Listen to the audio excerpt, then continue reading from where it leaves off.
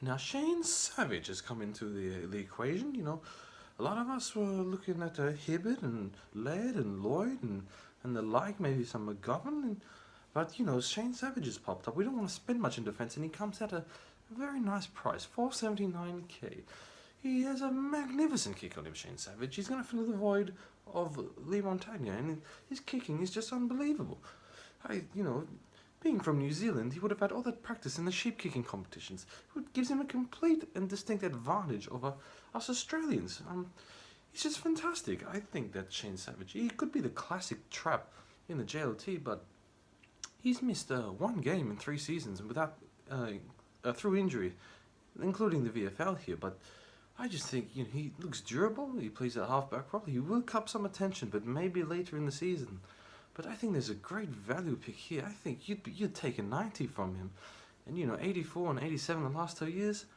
I'm a big fan of Shane Savage. I will be picking Shane Savage this year.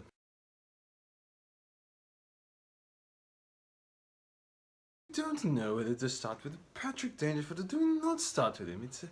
I can't believe we're in this position. I've never seen anything like him. The speed and power of this athlete, I've never seen it before. It's just ridiculous. And he's on track to average 140. Last year 136, the year before 131. Unbelievable. But here's the problem. Last year he had a back problem all year. Troubled him a little bit this season in the pre-season. And now he's got a hamstring issue on his first game back. He hasn't even played another JLT game. Pulled out of the AFLX. The signs are not good here. I think we have to leave him. I think leave a bit of cash behind, but downgrade him to maybe a Cornelio and use that money to get a Bonner in defence or something like that. I just think there's too much risk. It's too much money. Look, if he's had a bit of a slower pre-season, so it's a tough call, but I will be going without him. I think the risk is just too high. One of his back or his hamstring could flare up again or something else. We wouldn't want that to happen.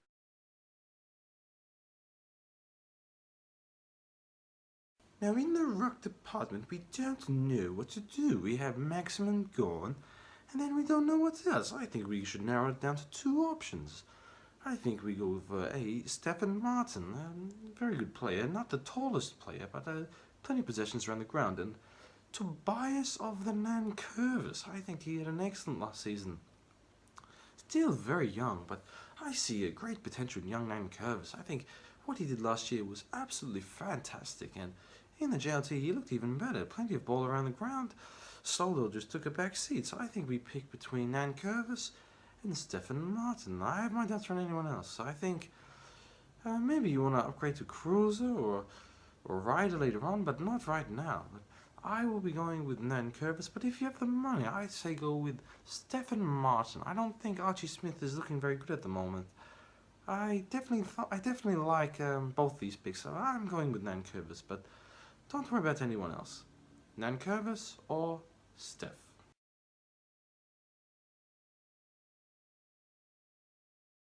So the forward line this year, it's a bit of a disaster. It's ridiculous. I don't know who to pick either. It's just so many players. They've had no preseason. They're injured. And they're a little bit speculative. I don't want to pick any of them, but I'm here to offer you some alternatives because, Billings has had the hamstring and Heaney was disgusting in JLT1. And Franklin's overpriced, so I had to do a bit of research, a bit of digging, and I thought, why not consider Jeremy Cameron from the Giants? He's going to style all over the first few rounds, and the GWS have this easy draw, and they have a full midfield, and they're just going to be a dominant team this year. Maybe not in the finals, because they're a bit ahead of themselves, but I think they're going to be a dominant team, and I think he's going to score really well. He averaged about 89 up until near the end of the season when he got a bit injured, but besides that, I think Jeremy Cameron could be a good option in a top team. And another one is Jared Rufford from the Hawthorn Hawks, and I really like this pick. He's missed, besides the year where he was out with cancer, he's missed 2 out of about 110 games. Played 108 out of 110 games. It's preposterous. I think you gotta at least consider him. And at the end of the back of last year, on his return, he averaged 92.5. in the second half of the season, which I think is fantastic. Given this year, we have very small options, and you might be thinking, don't pick the key forwards. Well, with Jared Rufford, he plays midfield, he plays defence, he plays wing, he plays everywhere. I think he's a fine selection. So I think consider Cameron and consider Jared Rufford. Jared Rufford's very durable, and I think Cameron will have a hot start to the season. So those are my two that you should consider.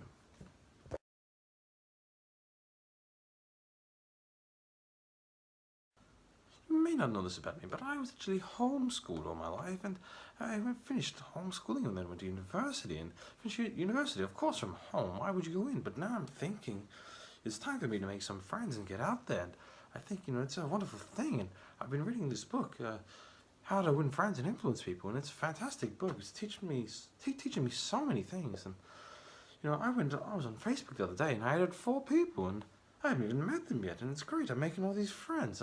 It's just fantastic. And if you're looking to make friends, the best thing to do is to prepare yourself. And reading this book over and over before you're doing it prepares you fantastically. So nothing preposterous happens. I recommend this book. I think it will do wonders for you.